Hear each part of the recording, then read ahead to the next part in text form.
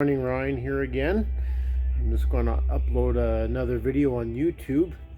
To be honest, I'm not sure why I do this, because people don't watch my stuff, and the views I get are rare. But for whatever reason, I'm doing this video, and if there's somebody out there that has really been questioning the teaching of a pre-tribulation rapture, I want to give you some encouragement. Okay, so I've had friends of mine say that, the doctrine of the pre-tribulation rapture is not biblical, and that it is a relatively new teaching derived by a fellow by the name of John Nelson Darby in 1830, who apparently was influenced by one of his followers, Margaret MacDonald, who allegedly had some kind of a spiritual experience where she got a revelation of a pre-tribulation rapture, and between the two of them, they came up with the doctrine of a pre-tribulation rapture. So, it's important to believe accurately doctrines of the Bible. And so when stuff like this comes up, we shouldn't haphazardly just accept them, but to really dig deep into it, which is what I did. And I came across a very, how shall I say, a book. It's called Dispensationalism Before Darby, written by William Watson. This book is the most boring book I've ever read in my life. It is so dry that, it's a very informational book. It's not a sensational book, I'll put it that way. It's just, if you don't, if you're interested in this, then get the book, Dispensationalism Before Darby.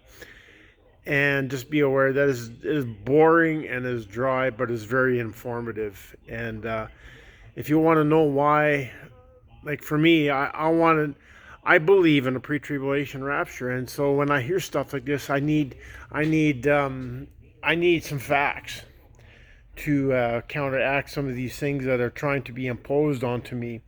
And it was a very interesting book because William Watson, he talks about how dispensationalism, along with the pre-tribulation rapture, was in existence far before John Nelson Darby. In fact, it was, I believe his name was Ephraim, or was it Irenaeus? I can't remember. There's so many names of early church fathers.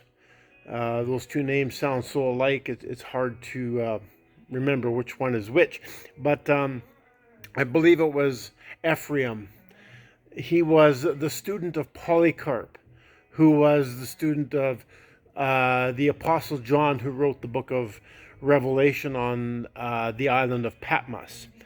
And Ephraim, he taught on the doctrine of dispensationalism and a pre-tribulation rapture. And then Irenaeus, I believe, was in 140 AD, if I remember correctly. He also mentions a pre-tribulation rapture. What was that other fellow's name? It didn't matter, but there was a lot of teachers and preachers in the early church age that taught dispensationalism, along with a pre-tribulation rapture and premillennialism.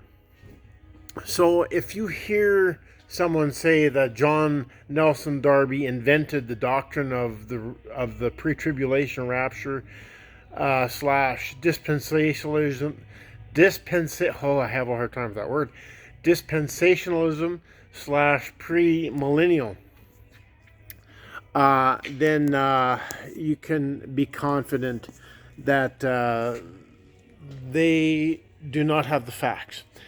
So again, if you want to, it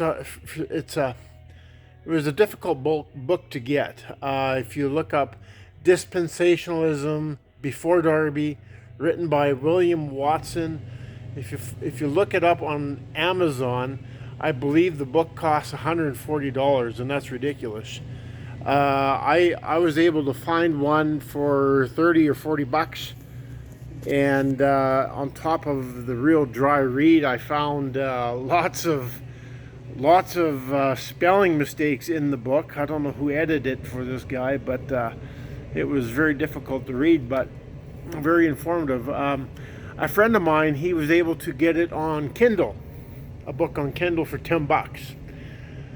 So if you want to read this book, if you're interested, and if you don't mind boring stuff, I encourage you to read this book, because it is very informative. So yeah, not that I needed to be convinced that the pre-tribulation rapture is correct, because I don't need any more convincing, but it was just another bullet in my gun, you know, for a lack of a better term. So I hope this video was a blessing to you, and keep looking up.